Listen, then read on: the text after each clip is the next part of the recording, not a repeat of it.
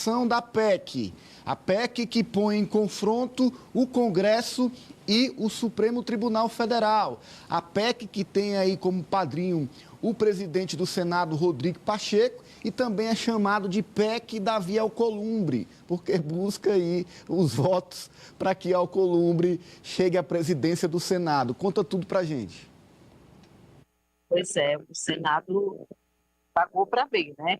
E deve votar amanhã essa proposta de emenda à Constituição que limita decisões monocráticas do Supremo Tribunal Federal e aqueles pedidos de vistas comuns, principalmente em julgamentos controversos, julgamentos mais polêmicos. A sessão está marcada para as 2 horas da tarde e antes dessa votação em plenário ainda vai ter mais um debate, a quinta e última sessão de discussão no plenário dessa proposta, que foi apresentada pelo senador Oriovisto Guimarães, do Podemos, do Paraná, mas que também tem a chancela do presidente Rodrigo Pacheco. A gente sabe que são os presidentes das casas que fazem andar ou não as propostas que lá chegam. E essa ela não andou não, viu? Ela voou, na verdade. Tempo recorde. A matéria recebeu já um parecer favorável do senador Espiridiel Amin.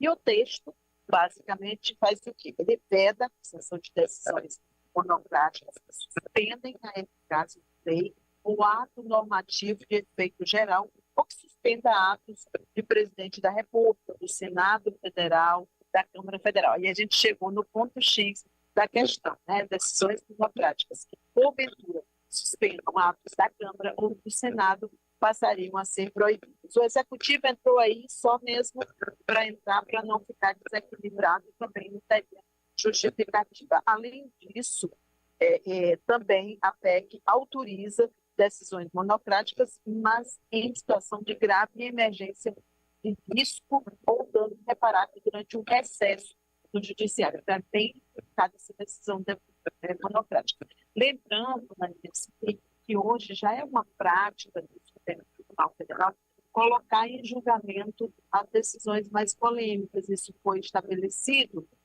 até pela ministra Rosa Weber, quando ela era presidente do Supremo Tribunal Federal. Então, a gente não vê mais essas decisões monocráticas polêmicas, mas no passado bem recente elas aconteceram, sobretudo envolvendo aquela questão da prisão do Daniel Silveira.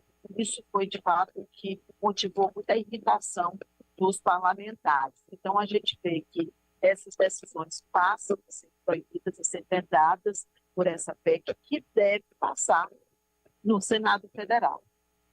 Tá aí, Alessia, a gente está vendo essa PEC que é claramente um aceno do presidente do Senado, Rodrigo Pacheco, à bancada bolsonarista do Senado Federal e que, na prática, limita o efeito da atuação dos ministros do Supremo Tribunal Federal. Como será que uma proposta dessa está sendo recebida no STF, Alessia?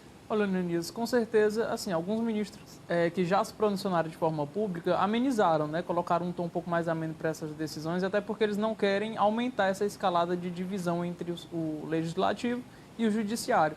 Mas eu vejo como uma forma, mais um capítulo nessa novela de inércia, né, do Senado, da Câmara também, de que alguns projetos, inclusive alguns bem polêmicos, que não são colocados para votação, tanto no Senado como também na Câmara, que são colocados lá no STF para serem discutidos e serem aprovados no país, mais uma vez agora o Senado entra contra, né? Porque a gente vê recentemente a gente teve exemplos de alguns projetos polêmicos que o Senado arquivou por muito tempo, deixou esquecido por muito tempo, que o STF foi lá e agiu.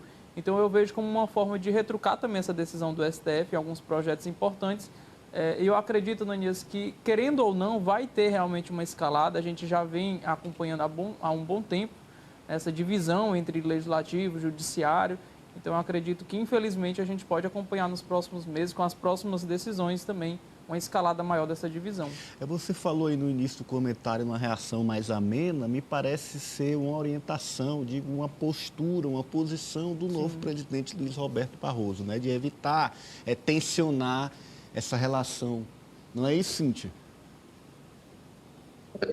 Evitar toda e qualquer polêmica, até porque nesse momento não é o que se quer. Você Vocês devem ter percebido, por exemplo, até o próprio ministro Alexandre de Moraes praticamente desapareceu do noticiário.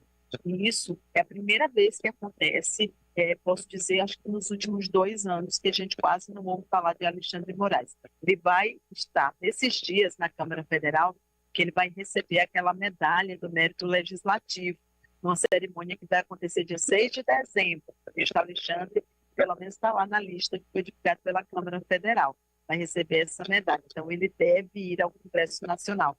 Eu não sei como é que vai ser essa recepção ao ministro Alexandre de Moraes, se efetivamente ele vai para esse evento. Acredito que deva ir, porque essa medalha é aquela medalha mais importante que é concedida pela Câmara Federal. Mas o fato é que o ministro Barroso impôs um certo silêncio no entorno do Supremo Tribunal Federal, que por lá está sendo feito de uma forma muito discreta. E tem uma informação de agora à noite que isso vai criar mais polêmica, dependente dessa situação da PEC, que é uma denúncia feita pela Procuradoria-Geral da República, pedindo a prisão do deputado Gustavo Gaia, do PL de Goiás, por racismo. Foi pedido já ao Supremo Tribunal Federal, ele é acusado de racismo contra o ministro Silvio Almeida, dos Direitos Humanos, e também por conta de uma fala dele no podcast, porque ele disse que os negros têm um QI comparado ao de um macaco. Meu Deus, tá aí então, e assim